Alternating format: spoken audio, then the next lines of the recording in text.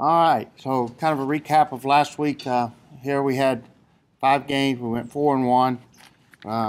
We had our first, loss. That was we had the Florida losses. I kind of expected it. I didn't see that particular loss coming.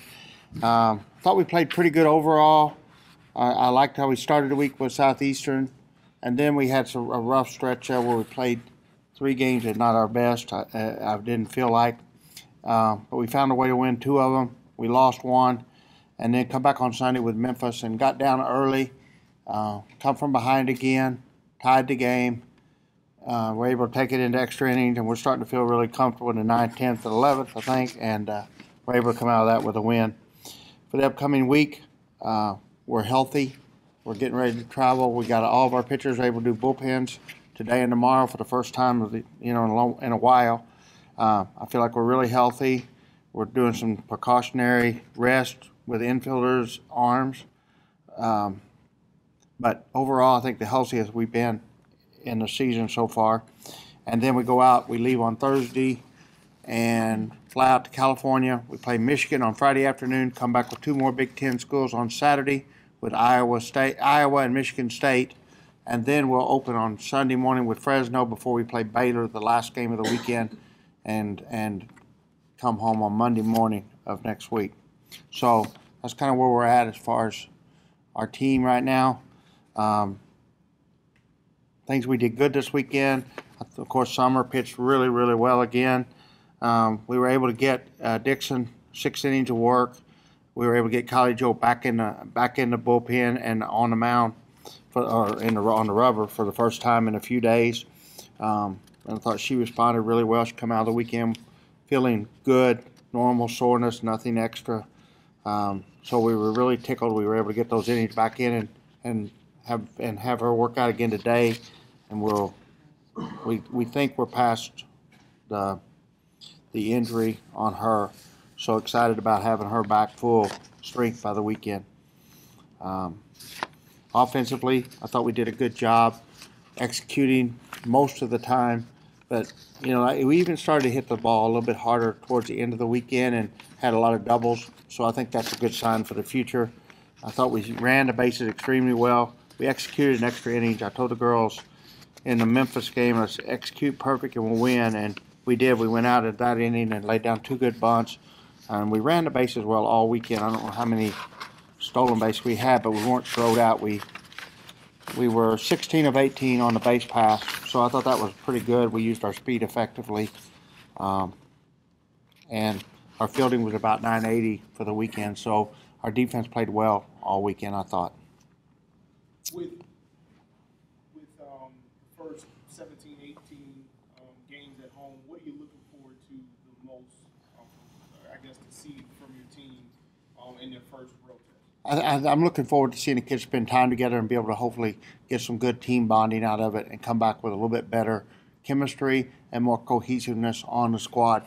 I think that a road trip will be really good for this young team to get to know each other and really get to spend quality time with each other away from home. Summer pitched her way to the top of the rotation? Yeah, right now she's clearly our number 1 pitcher and our go-to pitcher, not just because of how she pitched, but because of the health challenges that Kylie's been working through. And I think as Kylie gets healthy, then I think I'm hoping it will be a 1A, 1B situation again, which is what I felt we were when we started the season. This weekend, though, is going to really test the depth, right? I mean, of your staff more. You've thrown some of the Carey and Casey out, but it's really going to get tested, I would think, this week. Yeah, I think we'll see a three pitchers start the first 3 games again, and we've kind of been doing that. And Dixon has pitched really well for us, so I'm really, really thrilled with her. I mean, she gave us a clean start against Florida. She started the game 2. I can't remember who it was.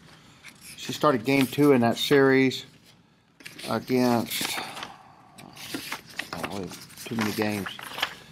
I've got that box score. Yeah, she started game 2 of the North Florida game, and I thought she had some good innings there, and then the walks began to creep up on her. But if we get her to throw strikes, as long as she's challenging the strike zone, she's been very effective. And so it's just a matter of working through with her, I think, and getting her comfortable.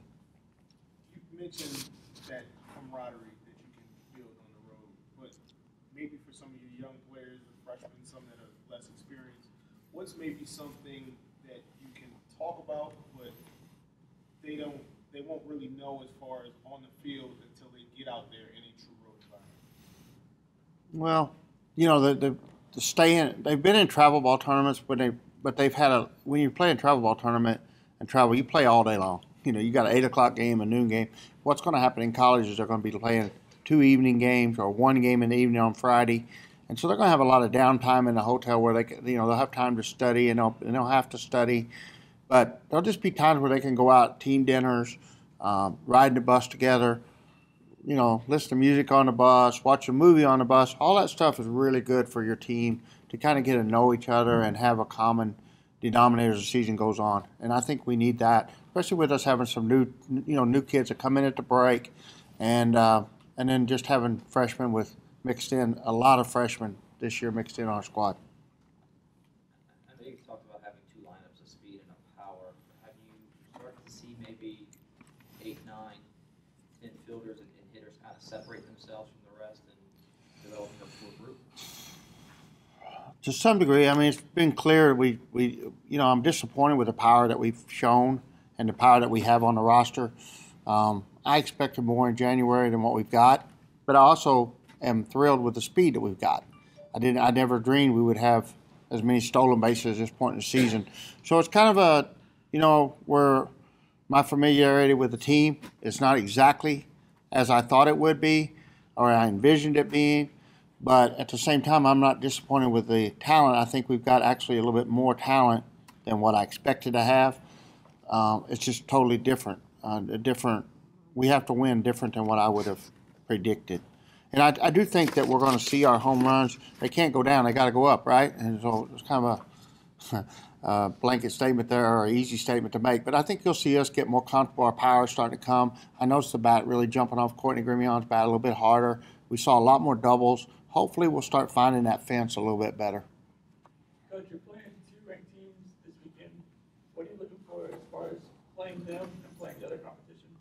Well, you know, to me in this trip, the must-win games is I want Michigan. I would consider a must-win game because it's the only game we have on Friday. I think we need to win. You know, the must-win games. You need to win the Iowa and Michigan State games. But then on Sunday, I think we have to emphasize the Fresno State game. Baylor's ranked number 5 this morning. If you play the number 5 team in the country and you lose, it's not the end of the world. But if you lose that Fresno State game when it comes to RPI rankings into the year at the NCAA tournament, that game's really important. So we're going to play that game all out. We're not going to hold anything back for Baylor. We're going to go after that first game. And I think that Michigan and Baylor is obviously the 2 marquee matchups. But because of the way the tournament lies and the way the schedule, we have to put a lot of emphasis on Memphis, and we don't have to emphasize Baylor as much. Coach, you mentioned the power. Y'all don't strike out hardly at all, and yet the power numbers haven't been there.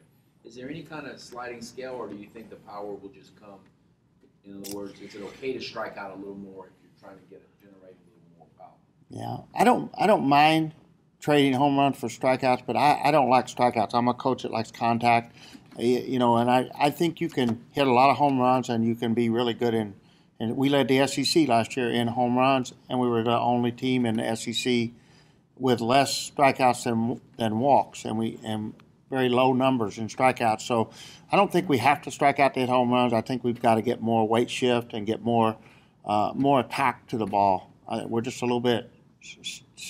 You know, we need to work on driving through the pitch, and we're still spinning a little bit at the plate. And the kids are starting to understand, and maybe I'm starting to understand the kids and their swings finally, because there's something that we can do there that we're improving. And most of all, I think it's comfortable. You know, like where we saw Garcia the first 2 weeks just wasn't comfortable. She wasn't seeing the ball well. She wasn't hitting the ball well. Now she's really driving the ball, but she's pulling it foul. And can she line up like she's going into the first base? We're working on a couple things, and one of the things we are working on is her stance and her position. And so I think as she gets more comfortable, though, like her 12 home runs in preseason were all up the middle of the field, center field to the shortstop. So I don't know, in a game it's like a totally different swing, and I really think it's more comfort than anything, more just her being comfortable. So I'm hoping that and I see Grimion starting to hit the ball harder and harder. We're seeing Cassidy show more, as she gets more comfortable in the lineup, we're seeing fewer strikeouts. And I think we're going to see a little bit of improvement just based on those young kids growing up and getting more comfortable in a game situation. 11 innings aren't required on Sundays, right? Yeah, I hope not, but you never know. So we'll take it. I'd rather have a win in 11 innings than a loss in 7. So I'm not going to gripe about that. And I do think those extra inning games are really good for our team to learn each other and to learn how to win. And I'm really tickled that they've been able to win most of the one-run games and most of the close games and most of the extra inning games.